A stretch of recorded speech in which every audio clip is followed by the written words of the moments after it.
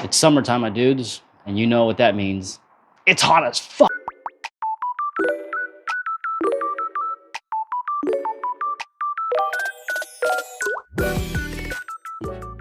If you're one of few people who are crazy enough to drive the track during summer, number one, you're nuts. And two, you also know how big of a deal heat can be for you and your car. Temperatures at the track can reach up to 105 degrees, and that leads to a lot of overheating, and that leads to less seat time because you're off in the pits or on grid just waiting for the car to cool down. So I'm gonna show you guys something that you can do to avoid overheating at the track or even out in regular traffic. Step number one, get yourself a Koyo radiator and a Koyo oil cooler.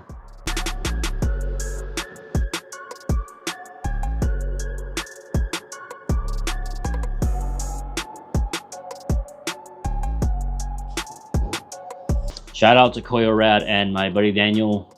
Koyorad asked him if he knew anybody who would benefit from having one of the radiators and drives their car pretty hard. And he gave me a shout out. And Koyorad sent me one of their N-Flow radiators and their 19-row universal coolers and a radiator cap to go along with it. Koyorad hands down makes the best radiators in the world, and almost every driver that I know runs one. And if you don't believe me, let's just ask them. Hey guys, what radiator do you guys run? Koyo. Koyo. Koyo.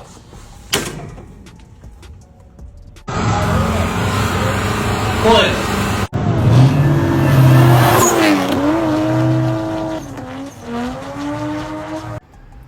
Look at that, another Koyo. Koyo. There you have it. All right, so let's go over what this install is going to consist of.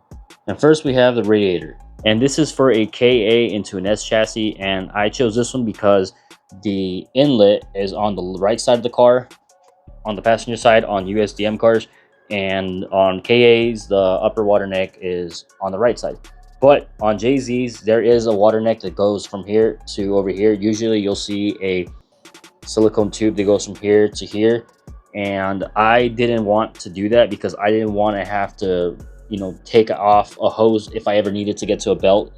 Like the radiator hose is in the way, so I ended up cutting it and going to AutoZone and going in the back and finding out maybe some hoses that can fit the shape that I needed, and now I have it here, so it's a lot shorter versus going over here. And yes, this is a Koyo already. I already have one, but this thing has been through so much. It's been through like 3 crashes, and it's, I don't know if you can tell, but there's a reason why there's more space over there. It's because it twisted to the passenger side because of all the crashes that I had. I think the last one that I had at Appleville Speedway was probably the one that did it. It shifted it over, but guess what? It's not leaking. So I didn't notice that until I got home, but that is a testament to Koyo radiators quality. They are a lot thicker than OEM, but if you have a car that has to have an OEM replacement one, they do make OEM replacement radiators, so just go on the website and I'm sure you'll find yours there. And the cap is just as important, so make sure you get yourself a quality Koyo one and pair it up with your new Koyo radiator. And this is their 19-row universal cooler, and it doesn't come with these fittings up here because you get the option of choosing it what you want it for. If you want it for oil, maybe you'll use AN lines. I mean, you can use AN lines for power steering also, but like on my case, I am using hose and barb fittings. I have my AN fittings somewhere. I ordered them a while ago. I just can't find them right now, but if you need to know ahead of time, they are -10. Having a bigger, better aluminum radiator that pulls away heat better is obvious, but why would you need an oil cooler? Well, your oil gets hot too, and this is pretty much a radiator for your oil. I do have a cheap no-name oil cooler down there, so it'll make it a little bit easier because I don't have to make any lines that are already there. But it's like a 9-row one, and honestly, when I put it in, it really didn't do much. It dropped the temps maybe by like 2 degrees, which is practically nothing. So I'm excited to see what this big boy 19-row one does. So enough yapping. We got to get the bash bar, intercooler removed, and we got to drain the coolant and the oil.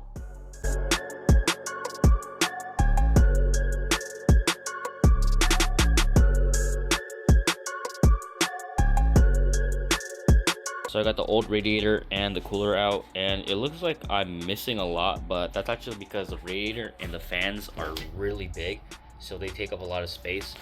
and that's why it looks like I have a lot of empty room. But once the fans are on, the fans are like less than an inch away from the pulleys. Before you put your new radiator in, make sure you read the instructions, and right here it tells you that be sure to tighten the supply drain plug before vehicle operation. And here's a drain plug. It has a just dropped it. It has a washer on there, but just make sure that it's on there tight. And just snug is fine because this is aluminum.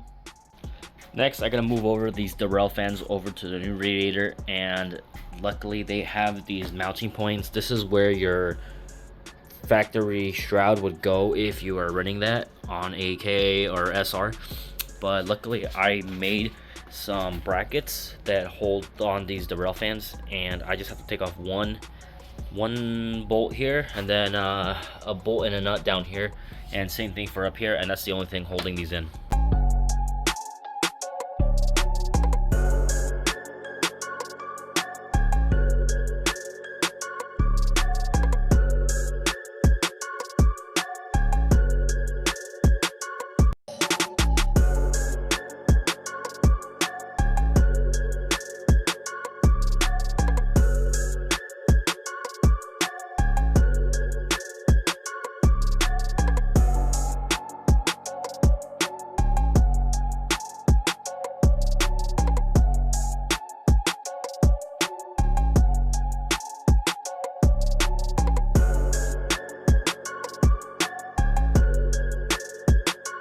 Alright, that didn't take too long. I probably should clean these fans and take off all this grange dirt. You won't see any of this from the top when it's installed inside the car, but the fans are out, so might as well do it now. But yeah, shout out to my old Koyorad.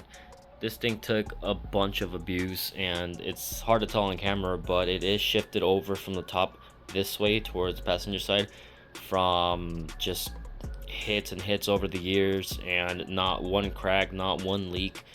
The fins are all messed up, and guess what, it's never leaked once on me and still kept on kicking. But yeah, it's time for a new refresh. Thank you again to Koyorad, and now I gotta get this thing inside the car.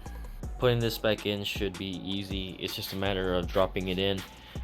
This isn't a stock lower radiator support, it's just one I made out of 1x3 inch square tubing, so that's why it looks like that. But these holes are where those little stubs on the bottom of the radiator sit down in, and that keeps it from moving out of place. And then it's just a matter of putting on my lower and upper radiator hose, and then putting on the janky little upper radiator hose support that I've made. And I was starting to wonder, how the heck was I gonna mount this big beast of a cooler here? But luckily the diameter, the width of the old cooler, it was the exact same as this one, so these holes actually line up to the old nuts that I welded on, and I just gotta put in a small bolt and that should hold it in place. So these holes line up with those nuts, and it's hard to tell, it's a little dark, but they line up on this side also, so that saves up a lot of trouble. And before I put the lines back on, I did two things. I did pour some oil in here, maybe like a quarter of the way up, and I tried sloshing it around as much as I could and then dumped it. I did that just in case there were any metal shavings still in there. I know it's Koyo, they're great quality and all that stuff, but you can't be too careful. So I did that, and now this is filled up like all the way. That way this thing doesn't run dry, and it doesn't have a, because this is a big cooler, and when you add a cooler and the lines, you have a lot of empty space. So it's kind of like when you pre-fill an oil filter, that way your oil level doesn't drop down too much. So quick story time. I forget who told me this story, but it was a friend of a friend who did the exact same thing that I'm doing, which is an oil cooler, but he didn't compensate for the empty space that the lines and the cooler took up. So when he poured his oil, it was at level, but when he turned the car on, it dropped immediately because of, you know, the empty space of both the lines and the cooler. So he immediately went out for a test drive, and yeah, you can probably guess what happens when you run low on oil. Yep, it started knocking, and funny enough, it was on a 1J2, I believe, and that's why I'm kind of like priming my cooler. And obviously when I turn the car on, I'm gonna crank the car or the motor without firing the car up, so that way it can kind of circulate and not completely turn on. And I'll do that once everything's hooked up.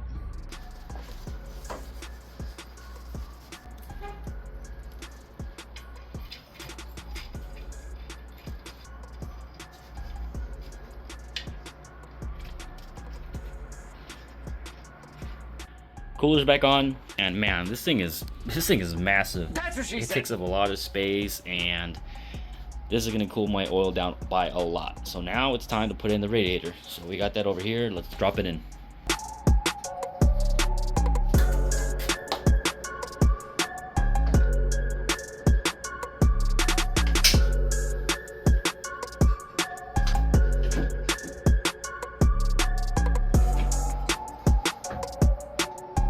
The radiator is in and everything's buttoned up and bolted back on, and now time to add the coolant. And since this is a Toyota engine, this does call for Toyota Red.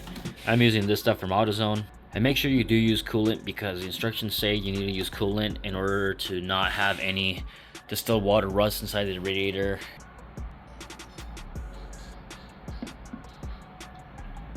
Okay, so the radiator is full of coolant, but before we can start to crank the car and turn the car to start the bleeding process, remember, we do have empty space in the hose, so we're gonna crank the engine and then try to get as much oil circulated and turn it on for maybe a couple seconds, and then turn it off, and then we're gonna check our oil level.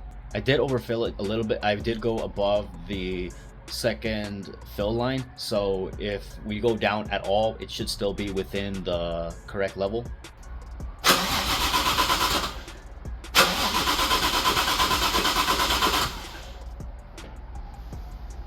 Yeah, see, this is why we take these precautionary steps. I don't know if you can see, but now it's maybe like a quarter of the way down. So we're gonna refill it and start the car.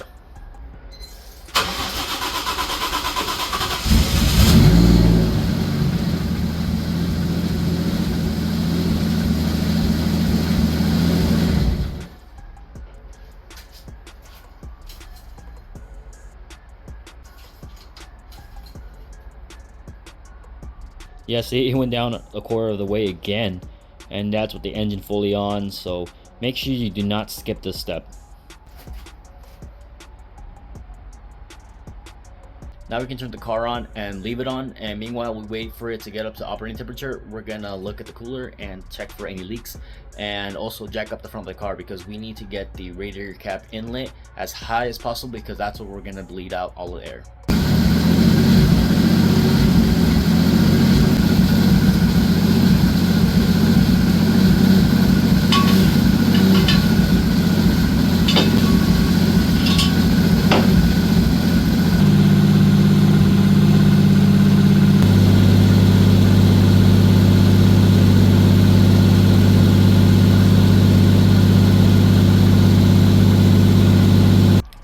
Okay, so I got most of the air out. I am probably going to order one of those fancy coolant funnels, because I'm pretty sure I have some air still left in there. But for now, this install is complete. I take it back. We got one thing left to do. So let me get the car on the ground real quick. Okay, so this is that last thing. The radiator cap. Don't skimp out on the cap unless you like leaky seals or overheating your engine.